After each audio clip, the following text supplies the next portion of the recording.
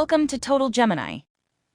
At Total Gemini, we are primarily focused on astrology, but we also enjoy the healing and therapeutic properties of various fragrances, the vibrational powers of crystals, and the overall human connection to our beautiful planet.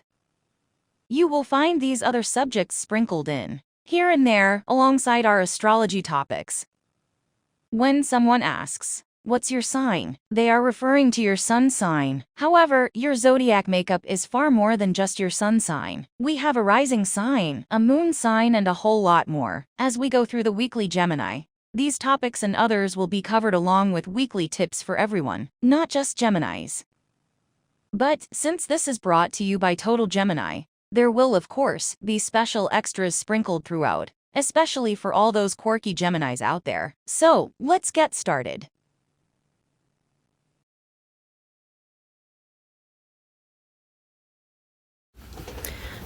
The second week of 2024, January 7th through the 13th. First and foremost, things are looking better as Mercury has come out of full-fledged retrograde on January 1st. However, don't be too quick to jump into projects and tasks that involve machinery and electronics because Mercury is still in retrograde shadow until the 20th. Virgos and Geminis, it will serve you well to continue to be extra careful. Just as last week, this week starts with the Sun in Capricorn in the 4th house. But the Moon moving around as quickly as it does, we have the second week of the year beginning with the Moon in Scorpio and in the 2nd house. So now we have two new things to review, Scorpio and the 2nd house. Last week we reviewed the basics of the Sun, the Moon, the 4th house, and the 11th house. And you can go back to listen to last week's podcast or watch the video at any time. This week, we have these two new things to introduce to you, so let's get to it. Scorpio and the 2nd house. Scorpio. Keywords and concepts for Scorpio are instinctive, magnetic, intuitive, intense, focused, obsessive, secretive, and can be cold to strangers, but bonds very intensely with loved ones. Element, water. Scorpio is the fixed water sign of the zodiac. Ruling planet, Mars and Pluto. Many astrologers emphasize Pluto as the ruler, but some emphasize Mars. Anatomy, the sexual organs. Color, black, deep red, and violet. Gems, tiger's eyes, bloodstone, and malachite. And then we have the flower essences, holly, black-eyed Susan, and scarlet monkey flower. And then the 2nd house. The 2nd house describes your possessions and is a key to understanding whether you will be wealthy and or have many possessions. Some astrologers believe that the 2nd house describes your values, or whether you're a person with strong rigid values, for example, or whether you tend to be liberal, accepting, and tolerant of different ethical standards. And also, what kinds of things are important to you and of more value to you.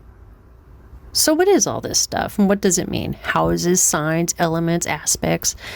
We're going to teach you all about all of these, and we'll introduce new concepts in each episode and build upon them as we continue throughout the year. But for now, let's get to the insights for the week. Insights for just about everybody.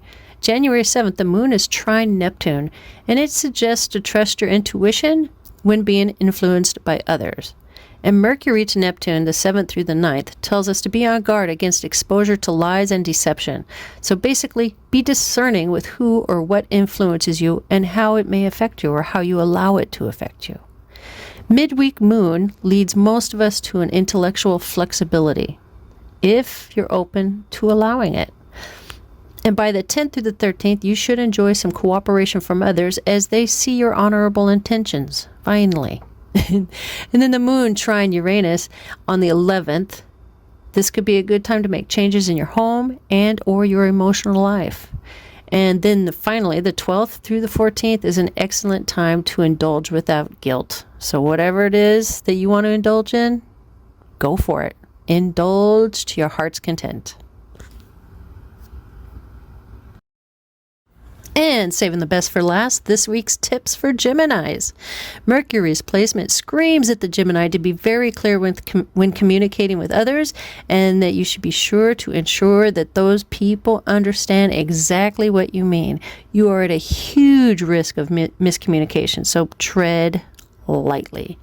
And then the moon conjunct your Mercury on the 9th puts your mind at risk of being influenced by your emotions and vice versa. So keep tabs on your emotions and don't let your emotions in your mouth have too much of a connection there. You might want to have a filter in between the two. And the 11th and the 13th Mars suggest that you will tend to be very action-oriented and you can accomplish a lot. So get her done. The 11th through the 13th is your action time. All right. Thank you, everybody, for joining us this week on Total Gemini. Come back again next week. Got more for you. Later.